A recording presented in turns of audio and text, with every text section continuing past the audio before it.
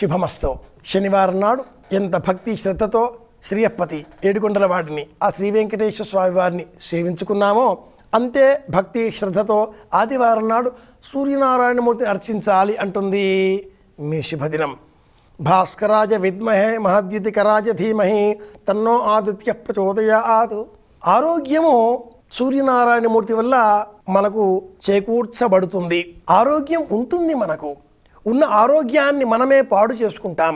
పాడు చేసుకున్న ఈ ఆరోగ్యాన్ని మళ్ళీ మేలుతరం చేసుకోవాలి అంటే సూర్యనారాయణమూర్తి అనుగ్రహం తప్పనిసరి. సూర్యకిరణ కాంతుల ద్వారా చెట్లు పత్రహరితము అన్న ప్రక్రియలలో కిరణజన్య సంయోగక్రియ అన్న పేరిట ఫోటోసింథసిస్ అన్న పేరిట కొత్త పత్రములను ఎదుగుదలను అవి చేస్తూ ఉంటే మనం గమనిస్తూ ఉంటాం. ఆ ప్రకారంగానే మానవ శరీరం కూడా సకల జీవజంతువుల శరీరాలన్నీ కూడా విటమిన్ డి మెలనిన్ అన్న పదార్థంతో పెంపొందింపబడుతుంటాయి. శరీరానికి విటమిన్ 12 బి కెరోటిన్ లేక డి విటమిన్ ఇవన్నీ కూడా ఆధునికంగా సామాన్య శాస్త్ర విజ్ఞానవేత్తలు చెప్పిన పదార్థ విశేష సంజ్ఞాలన్నీ కూడా మనకి ఇవ్వాలి అంటే ఒక్క సూర్యనారాయణమూర్తి వల్లనే ఇది సాధ్యమవుతుంది. కనుకనే ఆదివారం సూర్యనారాయణమూర్తికి సంబంధించిన వారంగా గుర్తించిన సనాతన సంప్రదాయం ఆదివారం నాడు సూర్యనారాయణమూర్తి సేవించాలి అంటూ ఒక నియమాన్ని సూచించింది. ఉదత్యం జాతవే ఏరసందేవం వహంతి కేతవ దృశే విశ్వాయ సూర్యం అపత్యే తాజవో యథానక్షత్రాయం చక్తుభి సూరాయ విశ్వచక్షసే. ఓపిక ఉన్న పక్షంలో సూర్య నమస్కారాలు ఆచరించాలి అని కూడా సంప్రదాయం చెబుతుంది.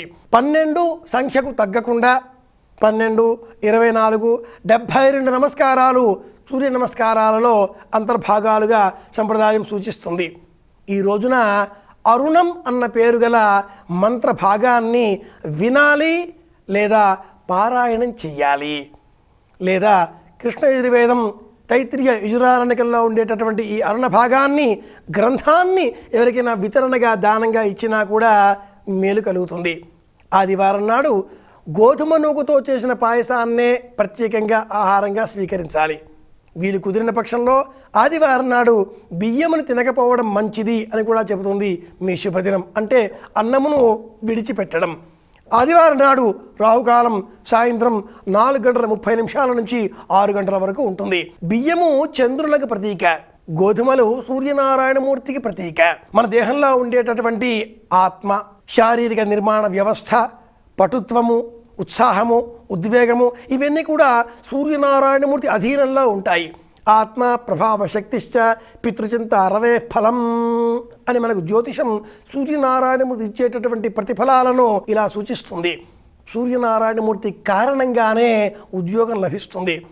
ఎవరికైనా ఏదైనా కారణాల చేత ఉద్యోగం లభించడం లేదు అనుకుంటే అలాంటి వాళ్ళంతా కూడా సూర్యనారాయణమూర్తికి ప్రతీకాత్మకంగా చెప్పబడినటువంటి కెంపు ఉంగరాన్ని ధరించడం, ఎరుపు రంగు వస్త్రాన్ని ధరించడం, ఎరుపు రంగు వస్త్రాన్ని దానంగా ఇవ్వడం, గోధుమనుకుని ఆహారంగా ప్రత్యేకంగా స్వీకరించడం, నారాయణీయం అన్న పేరు గల గ్రంథాన్ని పారాయణం చేయడం, ఈ చర్యలు పాటించడం ద్వారా సత్వరమే ఉద్యోగాన్ని పొందవచ్చు అని కూడా చెబుతుంది మీ శుభదినం. ప్రత్యేకించి ఈ రోజున ఆదిత్య హృదయం అన్న స్తోత్రాన్ని పారాయణం చెయ్యాలి. శ్రీమద్ రామాయణం యుద్ధకాండలో 100వ సర్గ, ఇందులో 29, 30 శ్లోకాలలో ఆదిత్య హృదయం ప్రత్యేకంగా చెప్పబడి ఉంది. శ్రీరామచంద్రమూర్తి రావణునితో యుద్ధం చేసే సమయంలో ఆ రావణుడు సామాన్యమైన వాడు కాడు కదా. సంపూర్ణ శివభక్తియుక్తుడు. భస్మధారణతో దేదీప్యమానంగా జీవాజ్వల్యమానంగా ప్రకాశించిపోయేటటువంటి ఆ రావణుని చూసి కించిత్తు ఆశ్చర్యపోయాడు. ఆ సమయంలో అగస్త్య మహర్షి విచ్చేసి తతో యుద్ధ పరిశ్రాంతం సమరే చింతయా స్థితం రావణంచ అగ్రతో దృష్ట్వా యుద్ధాయ సముపస్థితం దైవతేశ సమాగమ్య దృష్టుమభ్యాగతోరణం ఉపాగమ్య బ్రవీద్రామ అగస్త్యో భగవాన్ ఋషి రామ రామ మహాబాహో శృణుగుహ్యం సనాతనం అంటూ ఆదిత్య హృదయాన్ని బోధిస్తాడు. సనాతనమైనది, ఆధ్యాత్మిక తపస్సుతో మానసిక శక్తిని పెంపొందింపజేసేది, విజయాన్ని కలిగించేది అయిన ఆదిత్య హృదయాన్ని ఈ రోజున పారాయణం చేస్తే అలాంటి వారికి సత్వరమే ఆరోగ్యం చేకూరుతుంది. ఆదివారం నాడు సూర్యోపాసన చేద్దాం. రాగి చెంబులో నీళ్లు తాగినా, రాగి చెంబులో నీరు నింపి ఆ రాగి చెంబుతో కూడిన ఆ నీటిని దానంగా ఇచ్చినా కూడా సూర్యుని అనుగ్రహం లభిస్తుంది అని విన్నవిస్తూ అందరికీ ఆనందంగా క్షేమంగా అందరూ ప్రశాంతంగా ఉండాలి, సంతోషంగా ఉండాలి అని కోరుకుంటూ శుభమస్తు.